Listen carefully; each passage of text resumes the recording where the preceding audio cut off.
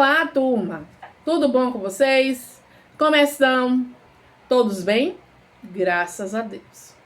Bom, turminha, hoje a nossa aula ela é de história, certo? E o assunto fica no módulo de vocês, na página 9, tá certo? Com o título do assunto Independência do Brasil e o dia 7 de setembro. Beleza? Vamos de aula. Lembrando, assunto que precisa ser estudado, porque vocês ainda têm hoje avaliação virtual de história, certo? Pronto. A prova vai fazer a leitura do módulo de vocês e vocês acompanhem, tá certo? Novamente, módulo de história, página 9. O dia 7 de setembro de 1822 é considerado o marco histórico da independência brasileira. Até esse ano, o Brasil foi colônia de Portugal e dependia politicamente desse reino.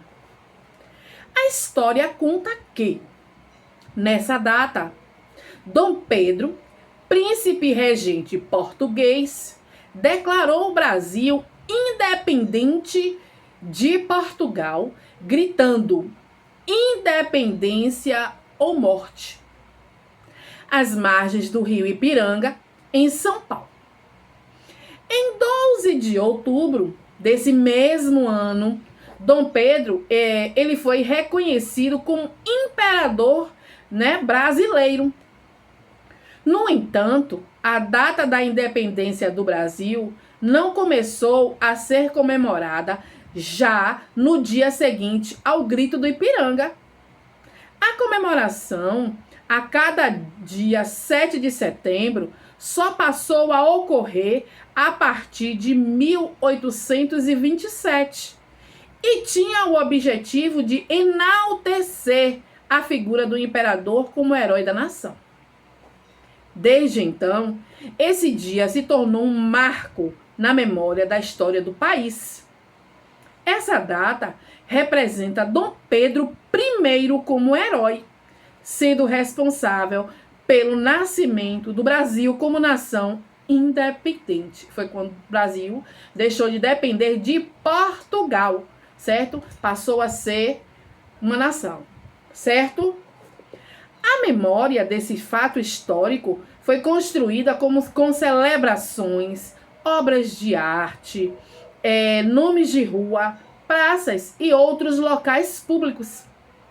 Em 1969, foi criada uma lei estabelecendo que todo ano, no dia 7 de setembro, deve ser feriado e comemorado o Dia da Independência.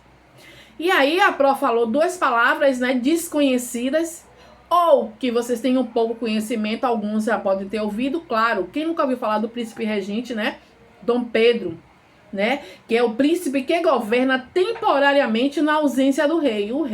O pai dele, precisou viajar para Portugal para resolver algumas coisas e só tinha ele que poderia substituí-lo. Então, neste momento, ele passou a ser príncipe regente. Ele substituiu o rei, que era o pai dele.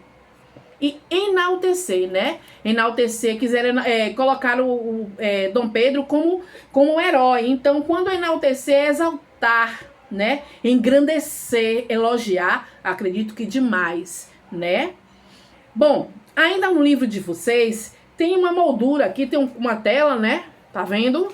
Com a representação desse momento do grito do Ipiranga, Essa obra de arte, Independência ou Morte, também chamada de O Grito do Ipiranga, ela contribuiu para a construção da memória do fato, histórico relacionado à independência do Brasil, certo? E baseado em todo esse texto falando sobre a independência do Brasil, certo? Assunto que a gente também já falou quando foi no 7 de setembro, que já passamos a data, Aí tem o livro de vocês, na página 10, tem uma atividade na página 10 e na página 11.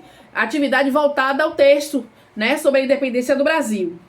E tem a imagem, que baseado na imagem e com os conhecimentos que vocês já têm e outros que vocês estão adquirindo, vocês irão responder, essas páginas baseado no que tem no livro de vocês, certo?